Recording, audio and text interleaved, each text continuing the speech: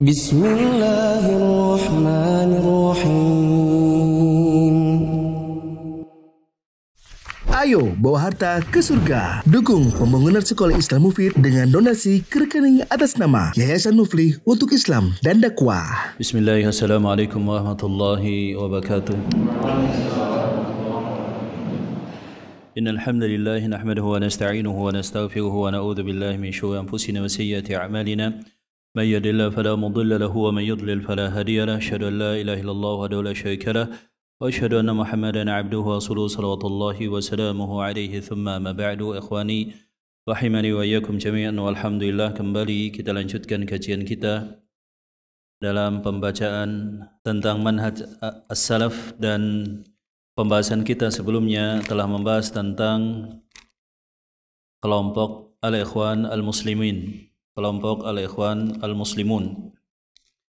Nah, kemudian selanjutnya kita tidak terlalu mendalam tentang pembahasan al-firaq atau kelompok-kelompok ini, dan kita langsung pada kelompok yang berikutnya, yakni tentang sururiyun.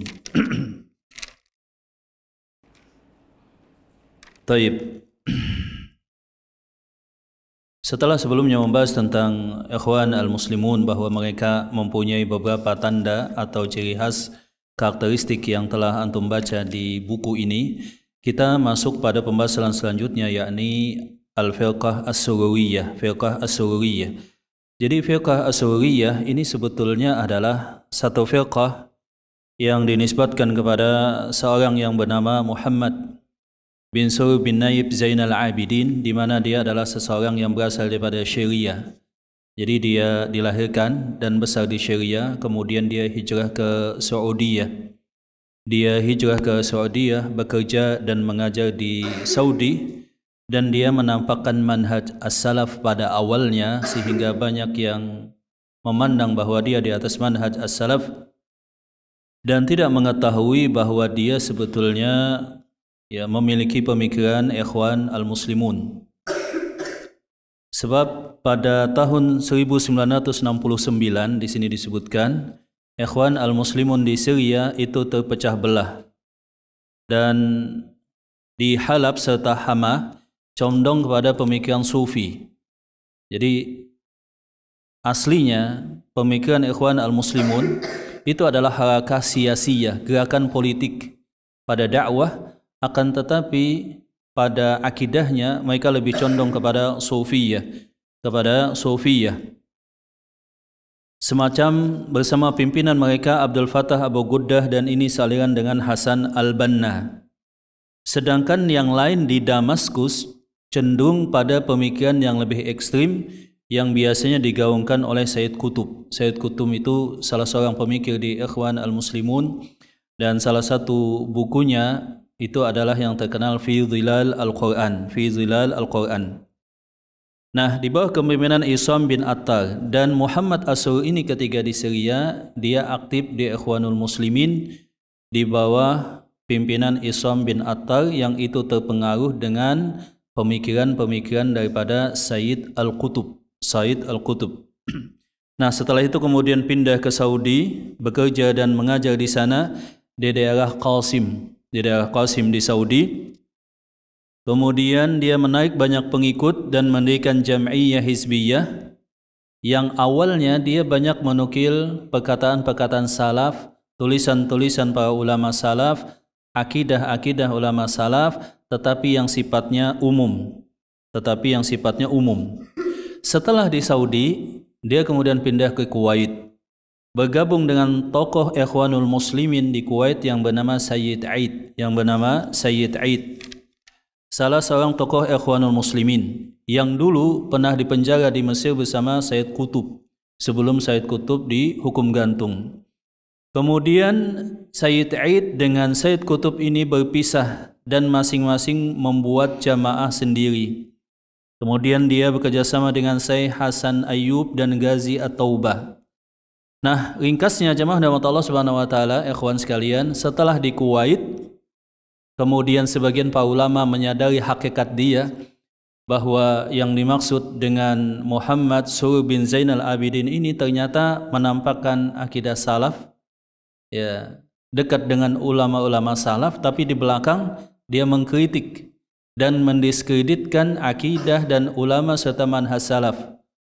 Ketika diperingatkan tentang kesalahannya, dia kemudian pindah terakhir yaitu ke Inggris, ke London sana. Kemudian dia mendirikan Al-Muntada Al-Islami. Dulu redakturnya itu namanya adalah Abu Anas Muhammad Al-Abdah. Nama majalahnya dulu adalah Al-Bayan. Jadi kalau antum generasi yang dulu awal-awal mengenal salaf misalkan dari tahun 90-an, itu dulu majalah yang sering dibaca di Indonesia itu adalah majalah Al-Bayan dan As-Sunnah dalam bahasa Arab yang diterbitkan di Inggris tadi. Mereka yang dulu awal-awal generasi salaf, mereka menyangka bahwa yang dimaksud dengan manhaj salaf itu adalah manhaj yang digaungkan oleh Muhammad bin Surur tadi. Sebab dia yang paling giat menyebarkan pemikirannya, propagandanya ke seluruh dunia kaum muslimin. Sehingga tidak heran misalkan dulu di tahun 90-an, majalah yang sering dipegang oleh ikhwan itu adalah Al-Bayan, kemudian As-Sunnah. Penulisnya ya tadi Abu Anas, kemudian tokoh-tokoh seperti tadi Muhammad bin Sur dan juga teman-temannya yang lainnya. Jadi itu sejarah salaf. Baru kemudian ketika ada sebagian alumni daripada Madinah atau mereka yang mulazamah di Saudi atau di Yaman pada tahun 90-an datang ke Indonesia menjelaskan, baru kemudian kaget. Asatidah terutama yang dulu, ya, mereka baru kaget ternyata manhaj salaf yang saat ini kita pegang, kita gaungkan, kita dakwahkan, itu bukan manhaj salaf sebagaimana orisinil dari penjelasan para ulama, tetapi sudah terpengaruh dengan gagasan, ulasan dan pemikiran daripada Muhammad bin Surur tadi. Maka para asatidah yang dulu kumpul di satu kota di bawah satu tempat pendidikan yang antum kenal namanya, itu kemudian kaget. Kemudian mereka sebagiannya berpisah, kemudian sebagian mereka kembali menuntut ilmu ke Saudi. Kemudian sebagian siswa dari pondok yang tadi sudah terpengaruh dengan gerakan Suriah tadi kemudian melakukan beberapa perbaikan. Mereka mengirim mahasiswanya ke Madinah, kemudian ingin belajar manhaj salaf yang sesungguhnya, kemudian sebagiannya telah menjadi alumni pulang ke Indonesia menyelesaikan baik itu S1 misalkan, atau S2 magister dan juga doktoral sebagaimana yang kita lihat saat ini. Nah, ketika awal mula dakwah Muhammad bin Surur atau As-Sururiyah ini itu masuk ke Indonesia, intensifnya dan agresifnya lewat satu lembaga sosial yang ada di Kuwait. Siapa yang tahu namanya? Ada yang tahu namanya? Nah, Ihya Ut-Turath. Dulu di Kuwait itu ada murid daripada Muhammad bin Surur, yakni namanya Muhammad Surur bin Zainal Abidin, namanya adalah Abdurrahman Abdul Khaliq. Dia belajar daripada para ulama, kemudian dia menampakkan jati diri aslinya. Dia mendirikan satu organisasi dakwah dan sosial namanya Ihya Ut-Turath. Ihya Ut-Turath inilah dari tahun 90-an sampai 2000-an itu gencar bolak-balik ke Indonesia, mengadakan daurah asatidzah, mengundang sebagian masyayikh yang disetting adalah yang terpengaruh dengan mereka tadi. Kemudian mereka rajin memberikan bantuan, maka sebagian pondok besar salafiyah di Indonesia yang antum dan kita kenal itu sebagiannya adalah dibantu daripada Ihya Ut-Turath atau Haramain atau yang lainnya.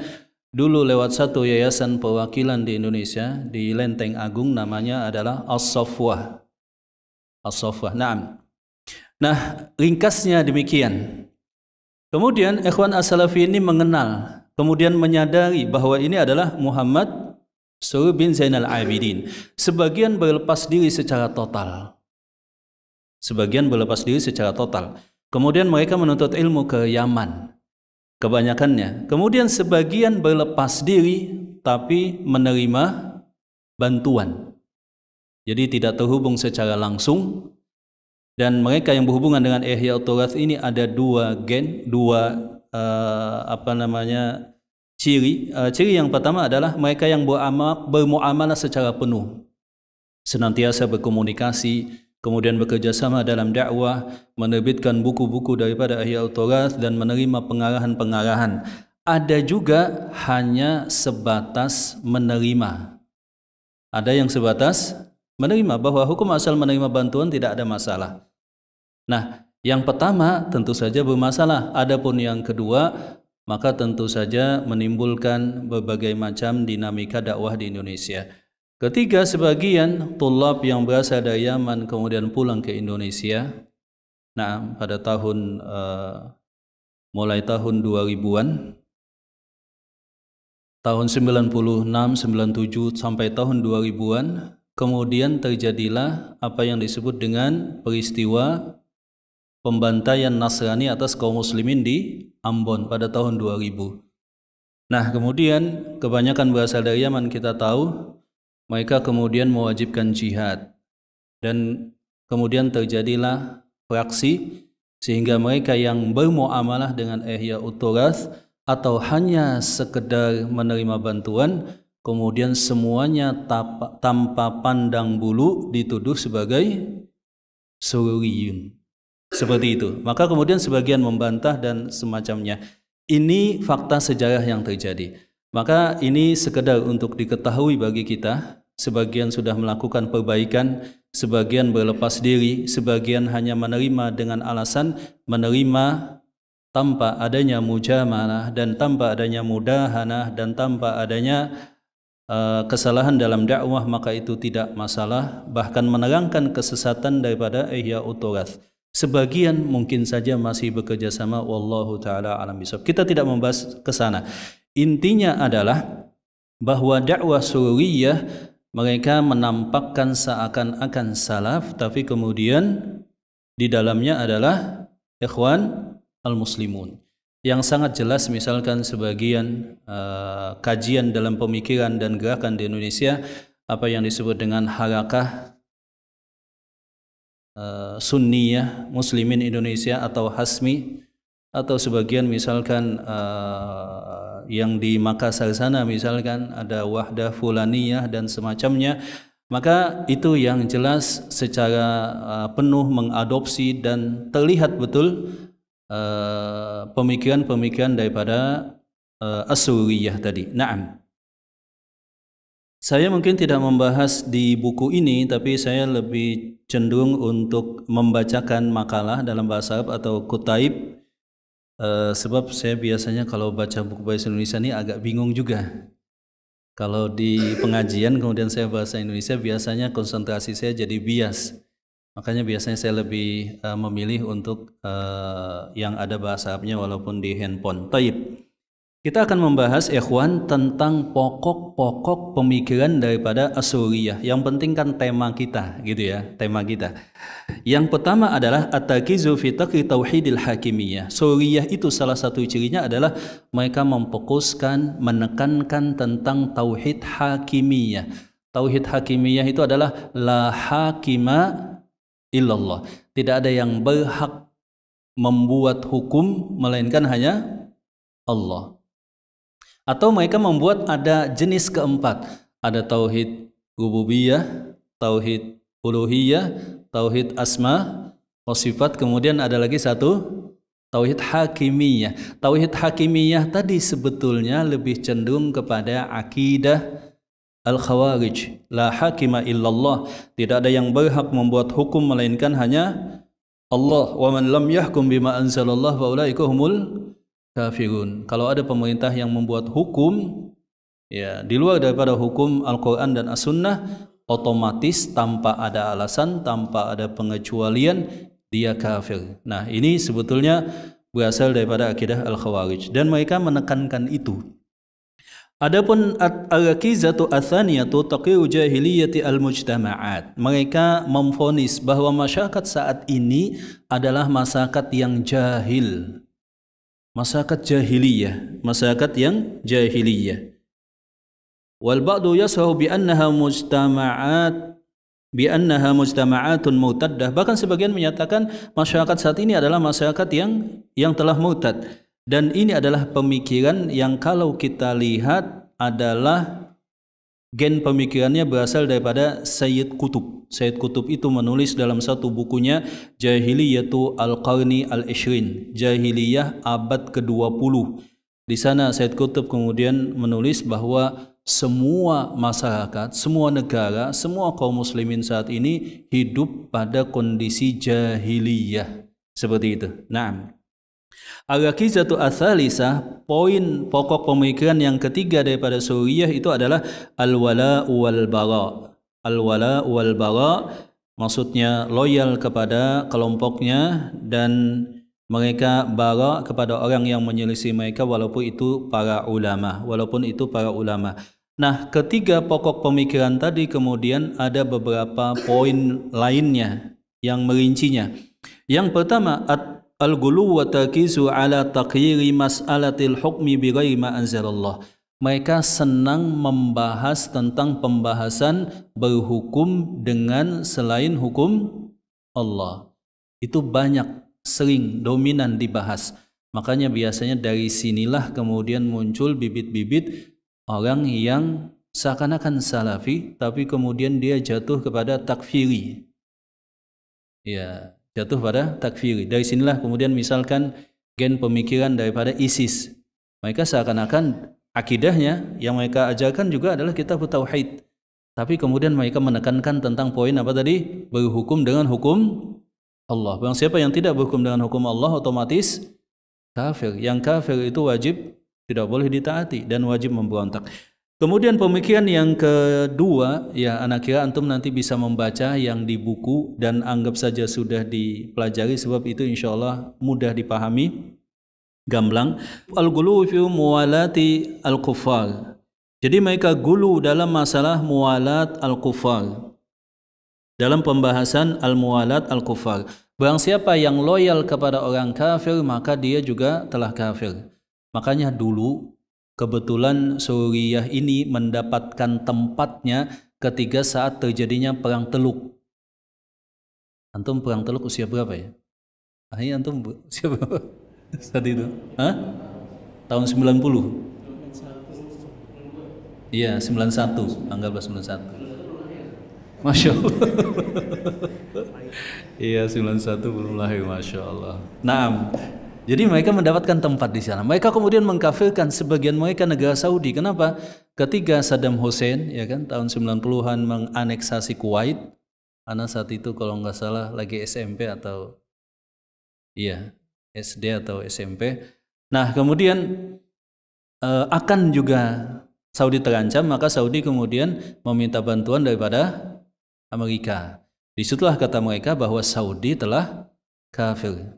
Saat itu ada Usama bin Laden misalkan ya, hijrah dari Saudi, kemudian ada ulama yang dinamakan dengan Safar al-Hawali, Salman al-Audah, mereka mengkritik dan kemudian bahkan sebagiannya mengkafirkan negara Saudi. Kenapa? Bekerja sama dengan Amerika. Kata mereka, hal yang tidak dimaafkan adalah bekerja sama dengan orang kafir, dengan musuh. Kemudian pemikiran yang ketiga, at-tahwin min mas'alatil khuruji ala hukamil muslimin. Mereka tidak memandang serius ketika ada seseorang mencaci maki, menghina atau merendahkan pemimpin kaum muslimin. Bagi mereka itu biasa saja. Misalkan, mohon maaf, pemimpin kita Jokowi disebut dengan kalimat "Oh Jokowi" misalnya, itu dianggap biasa saja. Padahal menurut akidah Ahlussunnah wal Jamaah itu adalah pendiskreditan. Dan itu tidak boleh dalam manhaj salaf. Ini adalah contoh-contoh hal yang diwaspadai bahwa ini bisa jadi hal-hal yang bias, merembes daripada kebiasaan-kebiasaan daripada As-Suriyah yang lama secara tidak sadar atau sadar terucapkan kembali. Yang berikutnya adalah al-fikratu rabiatu al-man'u min sihhati imamati al-qatariyah. Menurut mereka, al-imamah al-qatariyah, pemimpin regional itu tidak dianggap. Sebab dalam Islam yang wajib itu adalah khilafah.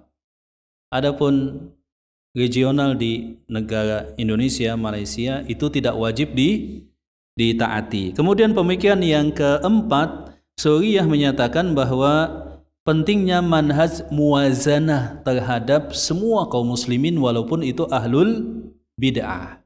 Nah, mungkin antum pernah mendengar apa namanya manhaj muwazanah, bahwa kita tidak boleh mengkritik siapapun termasuk dari kalangan tokoh ahlul bid'ah kecuali kita sebutkan apa positifnya, apa negatifnya. Contoh misalkan dalam membahas katakanlah kesalahan-kesalahan Sayyid Qutb, kita tidak boleh hanya pada satu sisi saja. Kita jelaskan juga kebaikan-kebaikan, baru kemudian jelaskan kejelekan-kejelekan, sehingga kita adil, tawazun, berimbang. Nah, manhaj muwazanah ini telah dibantah oleh para ulama dan ini salah satu karakteristik daripada Suriyah. Nah, maka hati-hati kalau ada seseorang berkata, antum jangan kritik ahlul bid'ah si fulan. Antum sebutkan dulu, ingat juga kebaikan-kebaikannya. Justru ketika mengingatkan tentang kesalahan, kesesatan, ketergelinciran supaya manusia menjauhi. Ketika disebutkan kebaikan dulu dengan alasan haus tawazun, manusia kemudian tidak ada yang hati-hati dan mewanti-wanti. Yang kelima, kata beliau, adalah tajmi'un nas tahta qa'idati al-ma'dzirah wa ta'awun al-binaiyah al-ikhwaniyah. Mereka fokus pada satu kaidah. Apa itu? Seperti kaidah ikhwanul muslimin sebelumnya. Najtami'u wa nata'awanu fi mattafaqna wa nata'adzaru ba'duna ba'dan fi makhtalafna. Kita bersatu, bekerja sama pada hal-hal yang kita sepakati. Nah, kalau ada yang kita berbeda pendapat, kita tidak boleh saling menyalahkan. Kita tidak boleh saling menyalahkan. Kita harus saling memberikan udzur, walaupun itu ahlul bid'ah. Kemudian yang selanjutnya, yang keenam adalah mereka membuat juga jaringan rahasia. Si fulan ini untuk negara ini, si fulan ditugasi untuk membuat jaringan di negara ini, dan selanjutnya sampai-sampai mereka juga terlibat dalam musim semi. Saat itu di Teluk, antum ingat ketika merembet dari Mesir kemudian ke mana lagi? Dari Suriah, Mesir kemana lagi? Maroko, kemudian ke ini, semuanya terjadi pergolakan dan Suriah terlibat di sana untuk memanas-manasi kaum muslimin. Yang ketujuh, at-tahjij alal jihad wa targhib fihi bila syurutin wala dawabit. Mereka sering memotivasi kaum muslimin ini untuk berjihad. Untuk berjihad, tetapi tidak dijelaskan detil tentang bagaimana panduan jihad itu. Mereka lebih fokus pada tahyij, menyemangati, memanas-manasi, memotivasi kaum muslimin untuk jihad. Para ulama pun memotivasi jihad tetapi dengan fikih jihadnya, detilnya. Kalau yang seperti ini silahkan, kalau yang seperti ini jangan. Ini jihad yang disyariatkan dan ini jihad yang sifatnya menyelisihi. Yang berikutnya, mereka banyak at-ta'nu fi ulama ahlus sunnah al-mu'tabirin. Mereka banyak kritikan terhadap ulama ahlus sunnah. Contohnya misalkan Syekh bin Baz, Syekh Utsaimin disebut sebagai ulama haid dan nifas. Ya, mereka ulama tetapi pembahasannya haid dan nifas. Ya, enggak paham maksud mereka dalam hal-hal yang sifatnya wawasan kekinian atau yang mereka sebut sebagai al-fiqhul waqi', atau yang disebut dengan al-thaqafah al-islamiyah, wawasan keislaman, realita umat saat ini bagaimana, ulama itu enggak tahu. Sebab mereka tahunya pembahasan haid dan nifas. Itu kan mendiskreditkan para ulama sehingga para ulama dijauhi oleh umat. Yang berikutnya, yang ke-9 ya. Ata'nu fi hukamil muslimin wa tasihan aw talmihan aw tashkik fi wilayatihim. Mereka menta'an mentuhmah, menuduh dan mendiskreditkan pemimpin-pemimpin kaum muslimin. Kalau di zaman dulu mungkin Raja Pahat, kemudian setelah Raja Pahat itu Raja siapa? Abdullah ya, siapa? Ya, Raja Faisal, kemudian Raja Pahat, kemudian Raja Abdullah, kemudian terakhir ini Raja saat ini siapa? Salman, ya seperti itu. Itu mereka kritik. Demikian juga di setiap negara kaum muslimin. Dan mereka mengkritik dalam tujuan untuk menjatuhkan, bukan sebagai nasihat. Dan yang berikutnya, mereka banyak memuji ahlul bid'ah. Jadi mereka memuji, contohnya misalkan pemikir-pemikir daripada ikhwanul muslimin atau pemikir-pemikir daripada golongan-golongan yang lainnya dan hal-hal yang semacamnya. Yang berikutnya,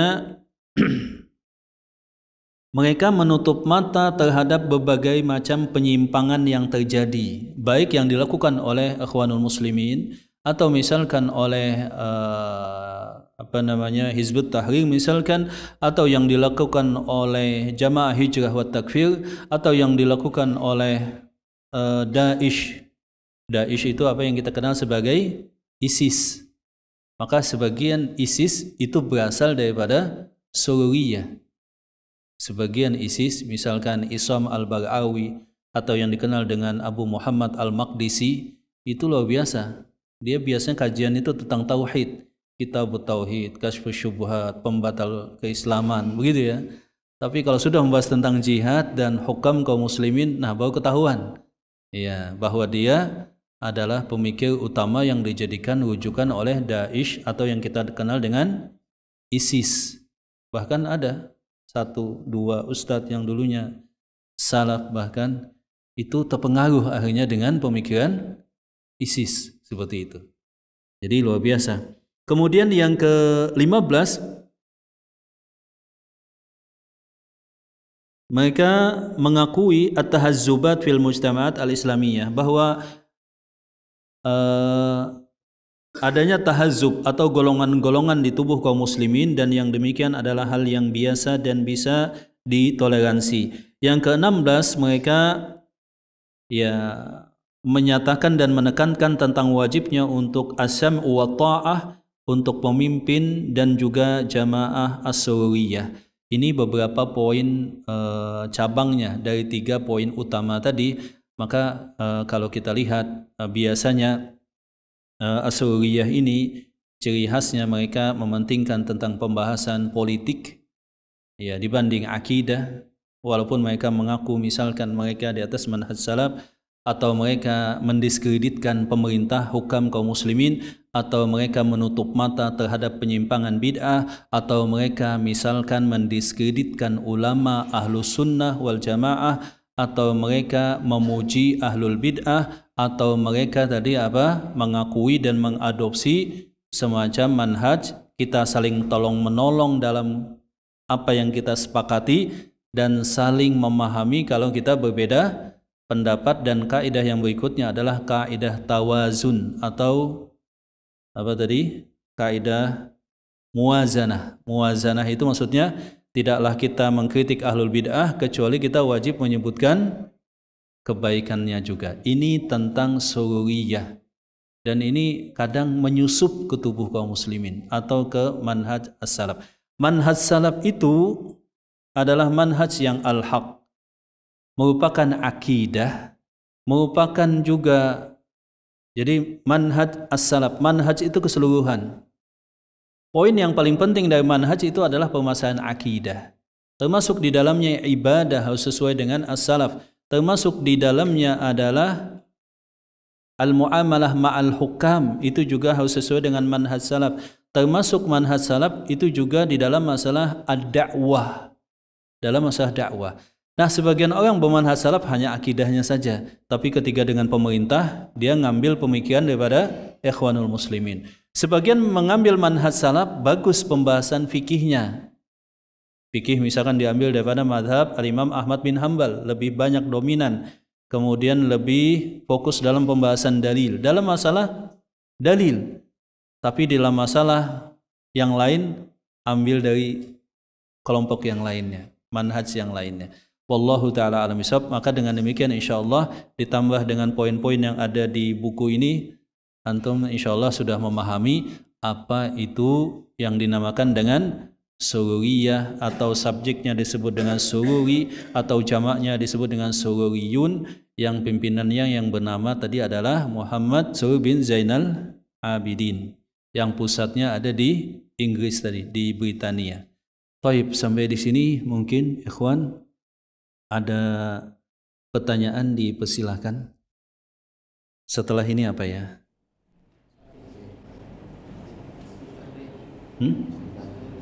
Oh iya, Masya Allah. Nah, adapun tentang Hizbut Tahrir, Hizbut Tahrir ini adalah sebuah kelompok atau jamaah yang berorientasi pada politik. Mereka menyatakan, mereka ini Hizbut Tahrir ini adalah satu kelompok yang didirikan oleh Taqiyuddin bin Ibrahim An-Nabhani pada tahun yang lahir pada tahun 1909. Bernama Syekh Yusuf Ismail An-Nabhani. Dia akidahnya adalah Asy'ariyah dan dia menganut Sufiyah. Dia menganut Sufiyah. Naam. Dia mendirikan satu kelompok yang dia namakan sebagai partai. Jadi dia namakan kelompoknya sebagai hizb atau partai. Walaupun partai ini ya tidak melakukan partisipasi dalam pemilu, tetapi dia melakukan kegiatan politik kepartaian secara diam-diam. Jadi namanya Hizbut Tahrir atau partai pembebas. Ya, seperti itu. Maka di Hizbut Tahrir itu biasanya ada al-kutub al-mutabanniyah, kutub-kutub yang ditabanni. Kutub-kutub tabanni itu maksudnya buku-buku utama yang dijadikan rujukan. Nah, buku-buku itulah yang senantiasa diterjemahkan dan dikaji oleh syabab atau kader daripada Hizbut Tahrir. Dan mereka ada banyak ciri khas, ada banyak ciri khas. Ya, di sini disebutkan ciri khasnya.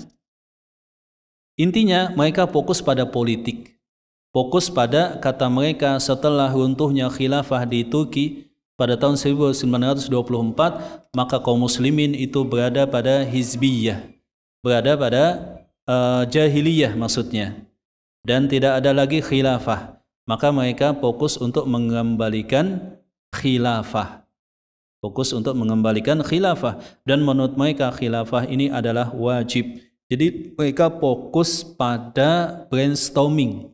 Jadi mencuci otak atau mempengaruhi kaum muslimin bahwa hal yang paling penting dalam Islam ini bukan akidah, bukan ibadah, bukan akhlak. Yang paling penting dalam Islam ini adalah politik. Bisa dipahami ya kawan ya?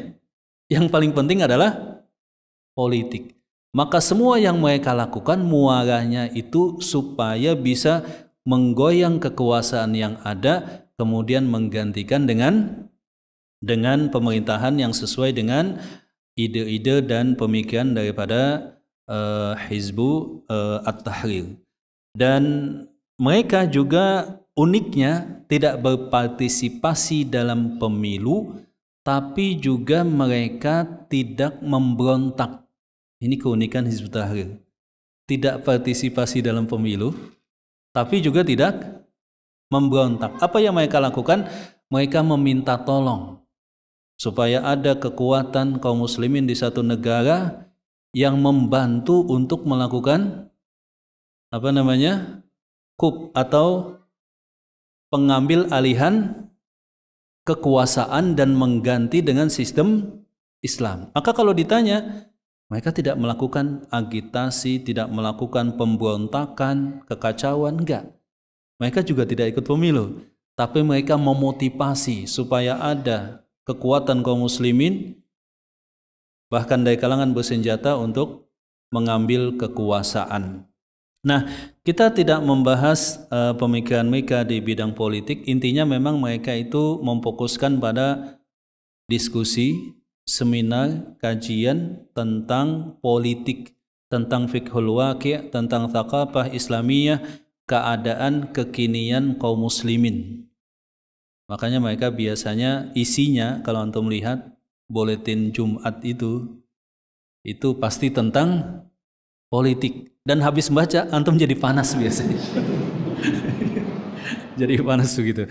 Nah, kita tidak membahas itu. Intinya di dalam masalah akidah mereka banyak kekacauan.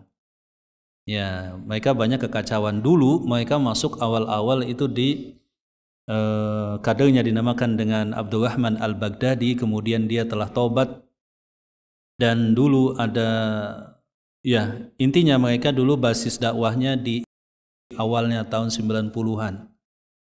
Institut apa namanya? Sana. Makanya rata-rata kader militan dan utama awal-awal Hizbut Tahrir itu berasal daripada,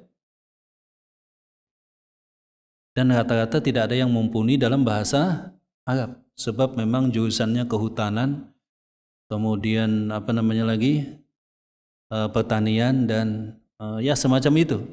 Beberapa saya bertemu dan berdiskusi, tetapi memang mereka sangat fokus dalam pembahasan pemberitaan. Nah, kesalahan mereka dalam masalah akidah terutama mereka tidak menerima hadis ahad, terutama dalam masalah akidah.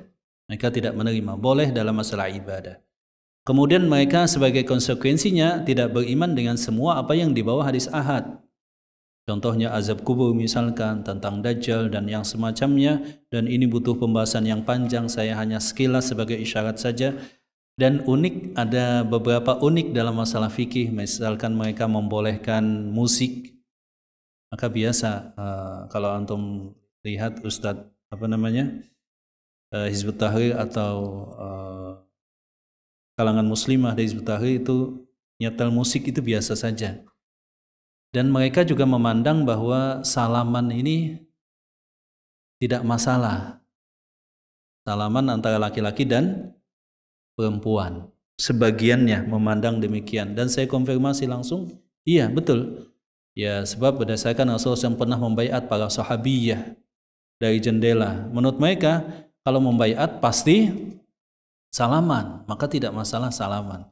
Jadi jangan sampai antum nanti kenalan sama muslimah, misalkan nanya atau salam, kemudian diajak salaman dulu, wah bahaya. Berarti dia berasal daripada tadi. Ya. Jadi kita mukadimah dulu tentang Hizbut Tahrir ini, nanti kita lanjutkan. Intinya mereka sudah dibubarkan di Indonesia, tetapi masih aktif dalam kelompok pengajian. Masih ada kelompok diskusinya, kemudian perkumpulannya, kemudian lain-lainnya, dengan tetap menjaga pola pemikiran Hizbut Tahrir tadi. Sekali lagi, mereka adalah Muslim, tapi bukan Ahlus Sunnah. Kita kemarin sudah membahas ya, ada Muslim, mukmin, atau sama dengan sinonim Ahlul Kiblah. Ahlul Kiblah tadi kan macam-macam warna. Yang kita inginkan adalah Ahlus Sunnah wal Jamaah, ya atas manhaj salaf seperti itu. Kelemahan ikhwan salaf saat ini adalah jarang mendalami pembahasan, yang pertama ilmu alat, yang kedua adalah jarang mendalami pembahasan akidah langsung dari kitab-kitab para ulama salaf, karena lemahnya bahasa Arab, ilmu alat. Dan yang ketiga, lemah dalam mengetahui tentang al-firaq, kelompok-kelompok beserta syubuhat-syubuhat mereka. Saya lihat seperti itu, sehingga sebagian ikhwan yang di manhaj salaf itu hanya ikut-ikutan misalkan, atau dia semangat mengamalkan sunnah, walhamdulillah ada kebaikan, semangat dalam kajian, alhamdulillah ada kebaikan. Tetapi yang seperti ini terkadang ketika dihadapkan dengan syubuhat, mudah goyang, mudah goyang. Ya silahkan, mungkin ada pertanyaan teman-teman, kawan sekalian. Ustaz, Ya. tadi disebutkan ada ustaz-ustaz yang dulunya bermanhaj salaf terpengaruh pemikiran Sunni, itu mungkin bisa disebutkan ciri-cirinya atau? Awal-awal kita dulu tahu memang akses informasi, komunikasi dan interaksi tidak seperti saat ini ya. Tahun-tahun sebelum 80-an, sebelum 90-an dan 90-an. Awal mula yang dakwah sunnah itu memang dakwah sunnah yang masuk itu daripada Suriyah dan apa tadi, Ihya'u atau awal-awal. Nah, kemudian ada yang pulang memberikan masukan. Dakwah sunnah yang sedang kita gaungkan ini salah. Ini sebetulnya adalah Suriyah. Ah, iya kah? Nah, seperti itu. Kaget. Wah, kalau gitu kita harus berbenah. Ya kan? Sebagian kemudian berbenah, nuntut ilmu lagi ke Saudi ya. Ada yang ke Yaman. Kemudian mereka pulang membawa banyak kebaikan. Nah, terhadap Ihya'ut Turas tadi, kemudian yang terbiasa bermuamalah itu ada dua. Ada yang tetap bermuamalah, ya seperti itu, bahkan menjadi perwakilan resmi, senantiasa juga menjadi corong pemberitaan dan komunikasi, menjadi wakil di Indonesia. Ada juga yang hanya menerima dengan alasan hukum asal menerima bantuan itu adalah dibolehkan kalau tidak ada pesan khusus. Ya, seperti itu. Dan ada juga yang tegas, warna yang lainnya. Pokoknya siapapun yang bergaul atau menerima bantuan dari Ihya'ut Turas maka dihukumi sebagai sururi. Nah, seperti itu. Ini biasanya diwakili oleh teman-teman yang berasal daripada Yaman. Kemudian mereka jihad ke Ambon. Kemudian mereka jatuh pada kesalahan yang juga fatal. Ketika mereka sudah dilarang untuk jihad, tetap jihad, bahkan mewajibkan, bahkan mereka jatuh pada kesalahan fatal, barang siapa yang tidak jihad di Ambon bukan salaf waktu itu. Ya, saya mengalami saat itu awal mula teman-teman yang dari Yaman kemudian kumpul di Bogor sana, kemudian melakukan demonstrasi untuk penggalangan jihad ke Istana Negara. Saat itu presidennya adalah Gus Dur Abdurrahman Wahid. Mau jihad, mau jahid akan saya larang, kata Gus Dur. Tapi tetap ke Gelora Bung Karno, semuanya itu membawa samurai waktu itu. Ya, Insya Allah itu keadaannya semangat. Saya saat itu sedang kuliah di Jakarta. Kemudian diadakan pusat pelatihan di Bogor sana, ya kan? Kalau sudah siap dikirim ke sana, ya seperti itu. Sebagian teman ke sana. Kemudian di sana pun jatuh juga pada beberapa kesalahan. Intinya kita tidak memandang masa lalu. Masa lalu itu sebagian iktibar. Apa yang menjadi iktibar? Yang pertama, kesalahan sebagian duat di awal dakwah salafiyah sebab mereka tidak tahu jelas juga dakwah salafi, ulama salaf yang betul itu yang seperti apa. Sehingga yang dibaca tadi majalah Al-Bayan, Sunnah, tulisan website daripada Suriyah, walaupun sudah juga sebagian bersama dengan kitab-kitab dari Syekh bin Baz dan Syekh Al-Albani dan Syekh Al-Utsaimin di dalam masalah akidah dan fikih, tapi pemikiran terpengaruh dengan apa yang ada di Al-Bayan. Kemudian kita juga menjadi iktibar setelah itu jelas ada yang tetap bermuamalah dengan Suriyah atau Ihya'ut Turas, ada yang hanya mengambil bantuan. Dan ada yang lebih selamat, saya tidak mengambil bantuan, tidak bermuamalah dengan Ihya'ut Turas, tapi juga tidak membid'ahkan yang ngambil bantuan. Nah, ada lagi yang keempat ini, yang sebagian dulu diwakili dari Yaman, teman-teman kita. Pokoknya siapapun yang tidak membid'ahkan yang bermuamalah atau ngambil bantuan, dia juga masuk juga. Ini juga satu kesalahan. Jadi saya juga dari dulu kebanyakan melihat ada pelajaran-pelajaran yang harus kita ambil sehingga lebih bijak. Dan itu ternyata kemudian banyak perkembangan ke belakang ini. Tapi bisa dilacak ke belakangnya. Wallahu ta'ala alam bishawab. Nah, ada yang lain silakan. Ya, ada yang lain ya kawan? Ya. Masih ISIS itu buatan Amerika berarti nggak benar ya? Kenapa? ISIS itu buatan Amerika itu berarti informasinya nggak benar ya?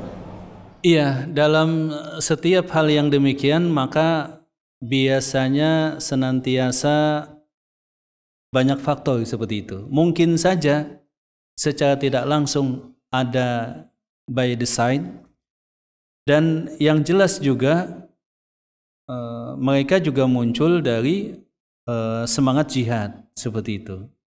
Jadi memang ada istilahnya apa ya, kooptasi. Kooptasi itu orang lain secara tanpa sadar digunakan untuk melakukan kepentingan orang lain. Jadi seperti itu. Contoh misalkan dalam kasus anak-anak atau adik-adik mahasiswa yang demo, dia kan merasa idealis. Saya demi rakyat. Tapi tanpa sadar terkadang terkooptasi oleh kepentingan satu pihak. Ya, seperti itu. Ya. Dan contohnya ISIS juga demikian. Tentu saja secara langsung atau tidak langsung, ya banyak kejadian di dunia itu merupakan by design daripada CIA sebagaimana kita ketahui. Termasuk juga pengakuan mereka tentang ISIS. Dan di sisi yang lain, di ISIS ini banyak orang yang memang tujuannya betul-betul murni untuk jihad. Tetapi kemudian banyak kesalahan. Mereka akidahnya adalah akidah at-takfir. Akidah mengkafirkan kaum muslimin. Barang siapa yang tidak membaiat ISIS, maka dia telah keluar daripada Islam. Makanya mereka ada baiat. Kalau di sana langsung, kalau yang di Balikpapan pakai apa namanya? Saat itu baiat sebagian orang di Balikpapan ke ISIS pakai apa? Pakai itu apa namanya? Telekonferensi itu apa namanya? Pakai kalau sekarang pakai apa namanya? Zoom mungkin ya. Iya, ada dulu sebagian orang di Balikpapan sampai baiat ke ISIS. Ya, sebagiannya saya tahu namanya seperti itu. Jadi memang luar biasa. Kita harus tahu gen pemikiran yang seperti ini sehingga kita lebih berhati-hati. Ya, ini memang pembicaraan yang panjang dan saya lihat ini di ujung kitab. Kalau kita perdalam takutnya nanti banyak yang salah paham. Intinya kita ingin mengingatkan, mengisyaratkan dan menjelaskan secara global dan semoga ini cukup untuk yang lebih detail insya Allah sebagai perwakilan. Sampai di sini ikhwan, semoga bermanfaat. Barakallahu fikum. Subhanakallahumma rabbana wa bihamdika asyhadu an la ilaha illa anta astaghfiruka wa atubu ilaik. Wa akhu da'wana alhamdulillahi rabbil alamin. Assalamualaikum warahmatullahi wabarakatuh.